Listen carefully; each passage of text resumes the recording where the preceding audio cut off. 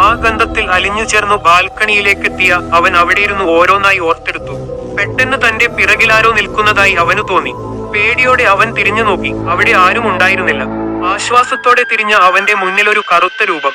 പേടിയോടെ അവൻ ഓടാൻ തുടങ്ങി. ഇട്ടി കിതച്ചു തളർന്നു ഒരു മരത്തിന്റെ ചുവട്ടിലെത്തിയ അവൻ ചുറ്റിനും നോക്കി. അവിടെ എങ്ങും ആ രൂപത്തെ അവൻ കണ്ടില്ല. ആശ്വാസത്തോടെ അവൻ നെടുവീർപ്പിട്ടു. പെട്ടെന്ന് മരത്തിന്റെ മുകളിൽ നിന്നും കിളികളുടെ ശബ്ദം അവനിലേക്ക് ഒഴുകിയെത്തി. അവൻ അവിടേക്ക് നോക്കി. ഒരു അമ്മ കിളിയും അതിന്റെ കുടുംബവുമായിരുന്നു അത്. പെട്ടെന്ന് ആ അമ്മകിളി അവന്റെ മുന്നിലേക്ക് പറന്നു വീണു. അവിടെ കിടന്നത് പിടഞ്ഞു വീണു മരിച്ചു. പേടിയോടെ അവൻ ആ അമ്മക്കിളിയെ നോക്കി. അതിനു അനക്കമുണ്ടായിരുന്നില്ല. അവൻ അതിന്റെ കൂട്ടിലേക്ക് നോക്കി.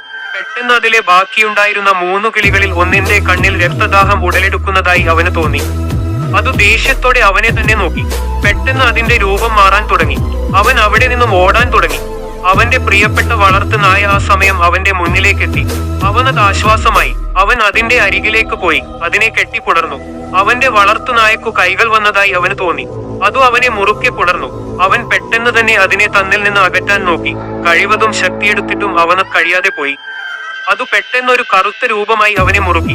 അവന്റെ കഴുത്തിലേക്ക് പതിച്ച അതിന്റെ ദന്തങ്ങളിലൂടെ അത് അവന്റെ ചുടുരക്തത്തെ അതിന്റെ വായിലേക്കെടുക്കുവാൻ തുടങ്ങി. കിരഞ്ഞെട്ടിയിരുന്നേറ്റു. താൻ കണ്ട സ്വപ്നത്തിന്റെ ഭയാനകതയിൽ അവൻ നന്നേ വിയർക്കുന്നുണ്ടായിരുന്നു.